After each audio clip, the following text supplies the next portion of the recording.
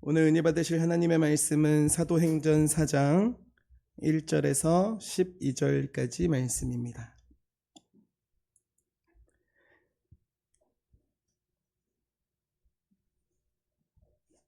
사도행전 4장 1절에서 12절까지 말씀입니다.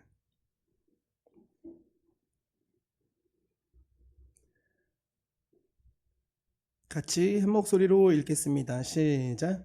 사도들이 백성에게 말할 때에 제사장들과 성전 맡은 자와 사두개인들이 이르러 예수 안에 죽은 자의 부활이 있다고 백성을 가르치고 전함을 싫어하여 그들을 잡음에 날이 이미 저물었으므로 이튿날까지 가두었으나 말씀을 들은 사람 중에 믿는 자가 많으니 남자의 수가 약 5천이 되었더라. 이튿날 관리들과 장로들과 서기관들이 예루살렘에 모였는데 대제사장 안나스와 가야바와 요한과 알렉산더와 및 대제사장의 문중이 다 참여하여 사도들을 가운데 세우고 묻되 너희가 무슨 권세와 누구의 이름으로 이 일을 행하였느냐? 이에 베드로가 성령이 충만하여 이르되 백성의 관리들과 장로들아, 만일 병자에게 행한 착한 일에 대하여 이 사람이 어떻게 구원을 받았느냐고 오늘 우리에게 질문한다면 너희와 모든 이스라엘 백성들은 알라. 너희가 십자가에 못 박고 하나님이 죽은 자 가운데서 살리신 나사렛 예수 그리스도의 이름으로 이 사람이 건강하게 되어 너희 앞에 섰느니라. 이 예수는 너희 건축자들의 버린 돌로서 집 모퉁이의 머릿돌이 되었느니라. 다른 이로서는 구원을 받을 수 없나니 천하 사람 중에 구원을 받을 만한 다른 이름을 우리에게 주신 일이 없음이라 하였더라. 아멘. 하나님 감사합니다. 금요기도회 가운데에 불러주신 그 은혜에 감사를 올려드립니다. 하나님, 오늘 부족한 종을 통하여 하나님께서 말씀하실 때에 그 말씀이 하나님이 하시는 말씀으로 듣고 순종하는 우리가 되게 하여 주옵소서. 예수님 이름으로 기도합니다. 아멘. 금요기도에 나오신 모든 분들을 주님의 이름으로 축복드립니다. 우리 옆에 계신 분과 이렇게 인사하시겠습니다. 다른 이름은 없습니다. 자녀들 학교에 체험학습 신청서를 낼 때가 있어요.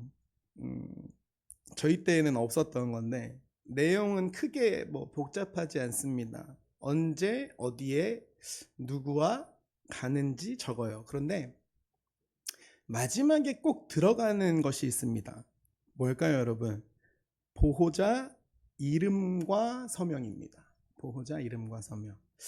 아이가 학교에 가서 이 신청서가 없이 선생님, 엄마가 된다 그랬어요. 엄마가 빠져도 된다 그랬어요. 라고 말을 해도 학교에서는 그것만 가지고는 절대로 처리해 주지 않습니다. 보호자의 이름이 적히고 서명이 들어가야 돼요. 왜 그럴까요? 그 이름 안에는 책임이 있기 때문입니다. 그 이름 안에 허락이 있기 때문이에요. 이름은 그냥 글자가 아닙니다. 누구의 이름이 들어가느냐에 따라서 그 일이 누구의 책임 아래 있는지가 드러나게 됩니다. 누구의 이름이 들어가느냐에 따라서 그 일이 누구의 허락과 누구의 권한 아래에 있는지가 드러나요. 오늘 본문도 이름을 묻습니다. 베드로와 요한은 나면서부터 걷지 못하던 사람을 예수 그리스도의 이름으로 일으켜 세웠습니다. 성전 미문에 앉아있던 사람이 자신의 발로 일어났어요. 걷기도 하고 뛰기도 하며 하나님을 찬송했습니다. 누가 봐도 기뻐해야 할 일이었습니다. 그런데 그 일 때문에 베드로와 요한이 붙잡히게 됩니다. 왜 붙잡혔을까요? 그들이 예수님의 이름을 전했기 때문입니다. 예수 안에 죽은 자의 부활이 있다라고 가르쳤기 때문이에요. 오늘 본문 1절부터 3절을 보면 제사장들과 성전 맡은 자와 사두개인들이 베드로와 요한에게 다가옵니다. 그들은 베드로와 요한이 예수 안에 죽은 자의 부활이 있다고 전하는 것을 굉장히 못마땅하게 여기고 싫어했어요. 사두개인들은 부활을 믿지 않던 사람들이었습니다. 그러니 예수님이 죽은 자 가운데서 다시 살아나셨다. 그리고 그 예수님의 이름으로 이 사람이 일어났다라는 것은 베드로와 요한의 이 말은 그들에게는 절대로 그냥 지나갈 수 없는 말이었습니다. 여기서 우리가 생각해 봐야 할 것이 있습니다. 이 사두개인들은, 그리고 성전을 맡은 자들, 제사장들은 성전과 가깝게 지냈던 사람일까요? 멀리 지냈던 사람일까요? 가깝게 지냈던 사람들이었습니다. 제사도 알고, 지금으로 따지면 예배도 알고, 예배도 열심히 드리고, 율법도 열심히 지키려고 하고, 주일 성수와 11조도 목숨 걸고 하려고 하고, 종교적인 질서도 알고 있었습니다. 그런데 예수님의 이름과 예수님의 부활 앞에서는 마음을 닫아버립니다. 종교적인 말은 얼마든지 할 수 있어요. 하나님 이야기도 얼마든지 할 수 있습니다. 선한 일도 인정할 수 있어요. 그러나 예수님의 이름이 드러나면 마음이 갈라져 버립니다. 예수님이 주님이시고 예수님 안에 부활이 있다고 말하면 그 이름 앞에서 사람의 마음이 드러나게 되는 것입니다. 사도행전 4장 7절입니다. 같이 읽겠습니다. 시작. 사도들을 가운데 누구의 이름으로 이 일을 행하였느냐? 그들이 물어봐요. 무슨 권세로 했느냐? 누구의 이름으로 했느냐? 그들은 병자가 일어난 사실을 숨길 수가 없었어요. 왜 그러냐면 사람들이 다 봤으니까요. 성전 문 앞에 앉아있던 사람이 건강하게 선 것을 다 보았습니다. 그래서 결과보다 그 일의 근거를 따져 묻습니다. 누구의 이름으로 이 일을 했느냐? 본문에서 말하는 이름이라는 것은 헬라어로 오노마라고 되어 있더라고요. 그 사람의 인격과 권세를 포함한다라고 되어 있어요. 그러므로 예수의 이름으로 했다는 것은 예수님의 권세를 의지했다는 것입니다. 베드로와 요한이 자기의 능력으로 사람을 일으킨 것이 아니죠. 자신의 경건과 자기의 능력으로 자랑한 것도 아닙니다. 그 사람을 일으킨 이름은 바로 예수 그리스도셨습니다. 그러니까 종교 지도자들의 질문은 이런 거예요. 너희 뒤에 지금 누가 있느냐? 너희가 의지하는 권세는 무엇이냐? 너희가 지금 누구를 나타내고 있느냐? 이 말이에요. 이 질문은 오늘 우리에게도 그대로 옵니다. 우리는 누구의 이름으로 살고 있습니까? 참 신실하신 분들. 그러려고 물어본 게 아닌데. 우리 가정은 누구의 이름을 의지하고 있습니까? 우리 교회는 누구의 이름을 높이고 있습니까? 교회가 착한 일만 하면 세상 사람들은 이 교회를 문제 삼지 않습니다. 어려운 사람을 돕고 좋은 말로 위로하고 이 방학동 주변을 섬기고 아이들을 돌보는 일을 하면 세상 사람들에게 칭찬을 받을 수 있어요.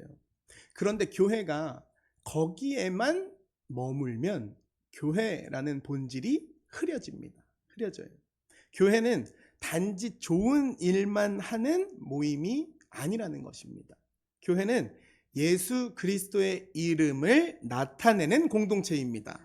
사람을 당연히 섬겨야죠. 근데 사람을 섬겨도 누구의 마음으로 섬기고? 예수님의 마음으로 섬기고, 아픈 사람을 위해서 기도해도 누구의 이름으로 기도하고? 예수님의 이름으로 기도하고, 낙심한 사람을 일으켜도 누구의 이름으로? 예수의 이름으로, 예수 그리스도의 복음으로 일으키는 곳입니다. 베드로와 요한이 붙잡힌 이유도 여기에 있었어요. 그들은 병자가 나은 일을 자기들의 공로로 돌리지 않았습니다. 우리의 능력으로 된 일이 아닙니다. 예수 그리스도의 이름으로 된 일입니다 라고 말했어요. 그리고 하나님께서 그 예수님을 죽은 자 가운데서 다시 살리셨다라고 전했어요. 문제는 바로 거기서 생겨버렸습니다. 함께 가는 교회 성도 여러분, 예수의 이름은 언제나 우리의 삶 가운데에 좋고 편하게 다가오는 이름만은 아닙니다. 예수의 이름은 우리를 위로하지만 동시에 우리의 삶이 누구에게 속해 있는지를 드러나게 합니다. 예수의 이름은 우리를 살리지만 동시에 우리의 신앙이 무엇을 의지하고 있는지를 드러냅니다. 좋은 사람으로 보이는 것이 얼마나 좋아요. 얼마나 좋아요. 저 사람만 보면 참 좋고, 사람 인성 좋고, 성격 좋고, 종교적인 사람 정도로 보이는 것도 괜찮아요, 살아갈 때. 그런데 예수 그리스도를 믿는 사람으로 살아가는 것은 부담이 될 때가 굉장히 많아요. 굉장히 많습니다. 가정에서도 그렇고 일터에서도 그렇고 오래 알고 지낸 사람들 앞에서도 그렇습니다.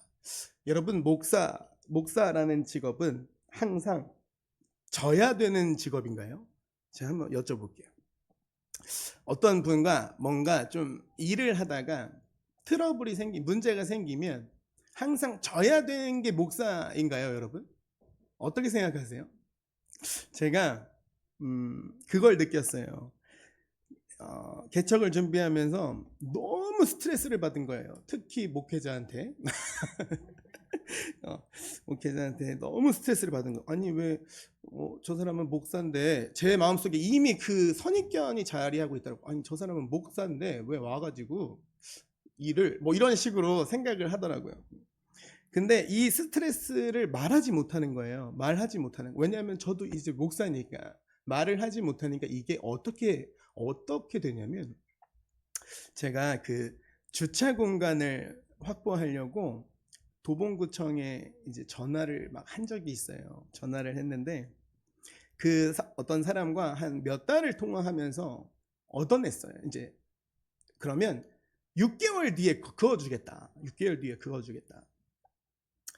그래서 6개월 동안만 어디 이제 잘 주차를 이렇게 여기저기 하면 되겠다. 저 막 의정부에도 대놓고 그랬었어요. 근데 6개월이 지나고 전화를 다시 했는데 사람이 바뀌어 버린 거예요. 그 담당 사람이 바뀌어 버렸는데 그 이야기를 이제 얘기를 해주고 가야 되잖아요. 안 해주고 간 거예요. 안 해주고 간 거예요. 그래서 얼마나 화딱지가 나던지. 아니 그러면서 이제 제가 막 좀 화를 냈어요. 화를 내고 딱 전화를 끊었는데 저희 딸이 옆에서 딱 그래요. 아빠 원래 이런 사람이었어? 진짜 진상이다. 이러는 거예요. 그래서 제가 내가 그 정도였어? 그랬더니 너무 심했다는 거예요. 그래서 녹음을 해서 들어봤어요. 그러니까 녹음되어 있는 걸 정말 진상이더라고요. 너무 진상이더라고요. 이게 좋은 사람으로 보이는 것은 너무나 좋아요. 그런데 예수님의 이름으로 예수님 그리스도를 믿는 사람으로 살아간다는 것은 굉장히 부담이 될 때가 많다는 것을 느꼈어요. 가정에서도 그렇고 일터에서도 그렇고 오래 알고 지낸 사람들 앞에서는 더더욱 그렇습니다. 나는 예수님을 믿습니다. 나는 예수님의 이름으로 기도합니다. 나는 예수님의 말씀을 따라 살고 싶습니다. 이 고백이 말로는 어렵지 않아요. 말로는 어렵지 않아 보여도 삶의 자리에서는 굉장히 쉽지 않다는 거죠. 그러나 사도행전의 교회는 예수님의 이름을 작게 만들지 않았습니다. 베드로와 요한이 붙잡혔어요. 그러나 그들이 전한 말씀은 사람들 마음에 들어갔다는 것입니다. 본문 4절을 보면 말씀을 들은 사람 중에 믿는 자가 많아졌고 남자의 수가 몇 명이나 됐대요? 약 5,000명이나 됐대요. 사도들은 갇혔지만, 사도들은 붙잡혔지만 복음은 오히려 사람들 속에 들어가 버렸습니다. 사람은 막으려고 했지만 예수의 이름은 막지 못했다는 것입니다. 오히려 그 이름을 듣고 믿는 사람들이 더해졌습니다. 이것이 바로 복음의 능력입니다. 사람이 싫어한다고 예수 그리스도의 이름이 약해지는 것은 아니라는 것입니다. 교회가 그 이름을 나타낼 때 하나님은 그 이름을 통해 사람을 살리신다는 것입니다. 함께 가는 교회도 이 길을 가기를 원합니다. 우리는 사람의 이름으로 모인 교회가 아니에요. 여기 서 있는 부족한 목회자의 이름으로 세워지는 교회도 아니고 사람의 능력으로 버티는 교회도 아닙니다. 함께 가는 교회가 높여야 할 이름은 오직 예수 그리스도 한 분뿐이십니다. 우리 가정도 이 이름으로 살아야 돼요. 자녀에게 늘 좋은 말만 해주는 부모가 아니라 예수의 이름으로 기도하는 부모님이 되기를 바랍니다. 가족을 사랑하는 데서만 머무르지 않고 그 가정이 예수 그리스도 안에 세워지기를 기도하기를 원해요. 예수의 이름은 교회가 우리가 부끄러워할 이름이 아닙니다. 그 이름은 사람을 살리는 이름이니까요. 죄인을 하나님께 돌아오게 하는 이름입니다. 주저앉은 사람을 일으키는 이름입니다. 사랑하는 성도 여러분, 우리가 위로받는 예수님만 찾는 데 머무르지 않기를 바랍니다. 사람들 앞에서도 예수님의 이름을 부끄러워하지 않기를 바라요. 우리의 가정과 일터와 교회 안에서 예수 그리스도의 이름으로 기도하고 예수 그리스도의 이름으로 섬기며 예수 그리스도의 이름을 나타내는 저와 여러분이 되시기를 주님의 이름으로 축복드립니다. 7절을 다시 보면 종교 지도자들이 물어봐요. 너희가 무슨 권세와 누구의 이름으로 이 일을 행하였느냐? 그 물음에 베드로가 대답합니다. 베드로와 요한 앞에는 관리들과 장로들과 서기관들, 대제사장 가문에 속한 사람들이 앉아 있었습니다. 예루살렘에서 종교적으로 힘을 가진 사람들이 한자리에 모여 있는 거예요. 사람의 눈으로 보면 굉장히 위축될 수밖에 없는 자리였습니다. 그런데 베드로는 그 자리에서 자기들을 변호하는 말을 먼저 하지 않습니다. 우리가 문제를 일으키려는 것은 아니었습니다 라고 해명하지도 않아요. 베드로는 곧바로 한 사람을 일으키신 주님을 증언합니다. 본문 8절을 보면 이렇게 시작해요. 이에 베드로가 성령이 충만하여 이르되 라고 나옵니다. 베드로가 원래부터 이런 사람이었던 것은 아니었죠. 예수님이 잡히시던 밤에 사람들 앞에서 주님을 모른다고 했던 사람이 베드로입니다. 그런데 지금은 달라요. 예수님을 부인하던 입술이 이제는 예수님을 증언하는 입술로 바뀌어버렸습니다. 무엇이 달라졌습니까? 성령께서 베드로를 사로잡으셨습니다. 성령이 충만하니 베드로는 사람을 이기려고 말하지 않았어요. 자기 자존심을 세우려고 말하지도 않았습니다. 그 자리에서 베드로가 해야 할 말은 하나였어요. 이 사람이 누구의 능력으로 건강하게 되었는지 그 이름을 밝히는 것이었습니다.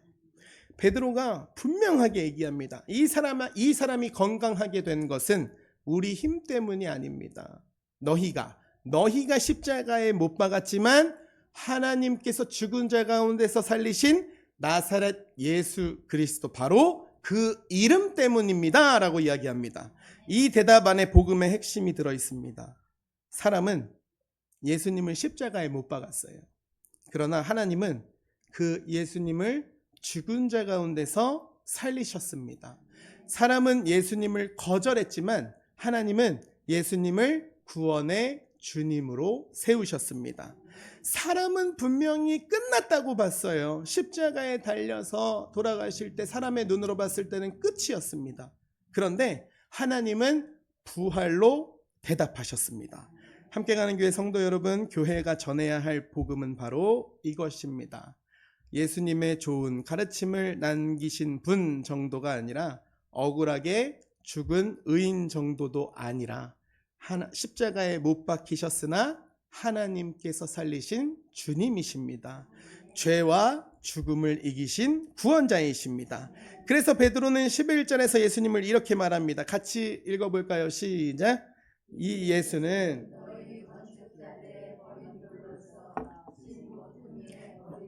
되었느니라. 아멘. 사람들은 예수님을 버렸습니다. 필요 없다고 밀어냈어요. 십자가에 못 박았습니다. 그러나 하나님은 사람들이 버린 그 예수님을 가장 중요한 자리에 두셨습니다. 집을 세울 때의 머릿돌이 기준이 되는 것처럼 하나님은 예수 그리스도를 구원의 기준으로 삼으셨다는 것입니다. 사람의 판단이 항상 옳지 않습니다. 사람들이 버렸다고 해서 하나님께서도 버리신 것이 아니라는 것입니다. 사람들이 낮추었다고 해서 하나님도 낮추신 것이 아닙니다. 사람들이 실패라고 부른 자리에서 하나님은 부활을 일으키셨습니다. 그러므로 신앙은 사람의 평가에 이끌려가는 것이 절대로 아닙니다. 하나님께서 세우신 예수 그리스도를 기준으로 삼는 것입니다. 세상이 무엇을 크게 보느냐 보다 하나님께서 누구를 높이셨느냐, 이것이 더 중요하다는 것입니다. 베드로의 대답은 12절에서 더욱더 확실해집니다. 12절을 같이 읽어보겠습니다. 시작. 다른 이로서는 구원을 받을 수 없나니 천하 사람 중에 구원을 받을 만한 다른 이름을 우리에게 주신 일이 없음이라 하였더라. 아멘. 너무나 확신하고 너무나 분명한 말씀입니다. 구원받을 다른 이름은 없답니다. 베드로는 이 말을 안전한 자리에서 한 것이 아니죠. 자기를 붙잡고 그 많은 종교의 힘을 가지고 있던 지도자들 앞에서 말했습니다. 그 자리에서 베드로는 복음을 정확하게 이야기합니다. 이 고백을 자세히 보면 누군가를 무시하고 누군가를 이기려는 말이 아니라 살 길을 말해주는 복음의 선언이라는 것입니다. 병든 사람이 있어요. 병든 사람에게 살 길이 하나밖에 없습니다. 그러면 의사는 그 길을 분명하게 이야기해 줘야 돼요? 안 해줘야 돼요? 해줘야죠. 듣기 좋은 말을 해주는 것보다 살 수 있는 것을 말해주는 것이 진정한 사랑이라는 것입니다. 구원도 그래요. 구원은 사람의 이름에 있지 않습니다. 돈의 이름에 있지 않아요. 성공의 이름에 있지 않습니다. 종교적인 열심이나 착한 행실에 있지 않습니다. 여러분, 어떤 분이 한번 새벽 기도를 하루 빠지시더니 저한테 나오셔서 90도로 인사하시면서 죄송합니다라고 하시는 거예요. 그래서 제가 그랬어요. 더 빠지세요. 더 힘드시면 주무시고, 응? 종교적인 열심이 되어버리면 안 돼요, 여러분. 정말로. 모든 예배에 참여하면 너무나 기쁨이 되겠죠. 그런데 그 이전에 이 예배가 정말로 예수 그리스도의 이름 가운데 속하여 있고 예수 그리스도의 이름을 높이는지를 먼저 돌아봐야 한다는 것입니다. 여러분, 죄송할 일 아닙니다. 하나님께서 우리에게 주신 구원의 이름은 오직 예수 그리스도 한 분이십니다. 예수님께서도 요한복음 14장 6절에서도 이렇게 말씀하십니다. 시작. 내가 곧 길이요 진리요 생명이니 나로 말미암지 않고는 아버지께로 올 자가 없느니라. 아멘. 많은 길 가운데 하나라고 말씀하지 않으셨습니다.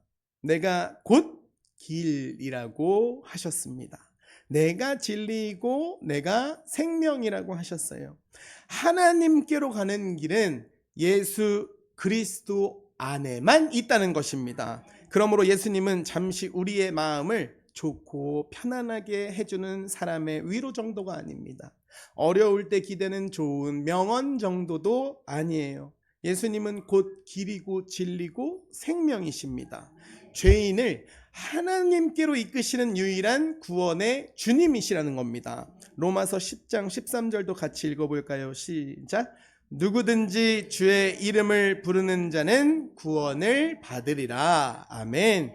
구원받을 이름은 하나입니다. 그러나 그 이름은 누구에게나 열려 있다는 것입니다. 실패한 사람도 예수의 이름을 부를 수 있어요. 죄책감에 눌려있는 사람도 예수의 이름을 부를 수 있습니다. 오래 교회를 떠났던 사람도 예수의 이름을 부를 수 있어요. 병든 사람도, 지친 사람도, 마음이 무너진 사람도 예수의 이름을 부를 수 있습니다. 예수의 이름은 특별한 자격을 갖춘 사람만 부를 수 있는 것이 아닙니다. 누구든지 부를 수 있는 이름이에요. 그러나 사람을 구원하는 이름은 오직 예수 그리스도입니다. 말씀을 마음에 담아서 정리하겠습니다. 사랑하는 함께 가는 성도 여러분, 우리가 교회로 모이는 이유도 여기에 있습니다. 사람의 이름을 세우기 위해서 모인 것이 아닙니다.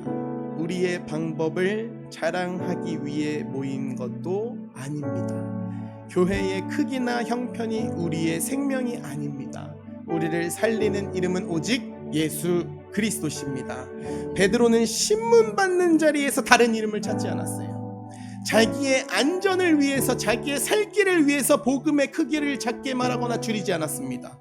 변질시키지 않았습니다. 성령이 충만하여 예수 그리스도를 증언했다는 것입니다. 우리도 이 시간 성령 받고 예수의 이름으로 살아가기를 축복합니다. 죄를 씻는 이름도 예수님 한 분뿐입니다. 무너진 영혼을 일으키시는 이름도 예수님 한 분뿐입니다. 죽음을 이기고 부활의 생명을 주시는 이름도 예수님이십니다. 기도할 때 의지할 이름도 예수시고, 찬양할 때 높일 이름도 예수시고, 우리가 전해야 할 이름도 예수님 한 분뿐이십니다. 여러분, 다른 이름은 없습니다. 오직 예수 그리스도입니다. 이 이름을 믿고 이 이름을 부르고 이 이름을 전하는 저와 여러분이 되기를 주님의 이름으로 간절히 축복드립니다.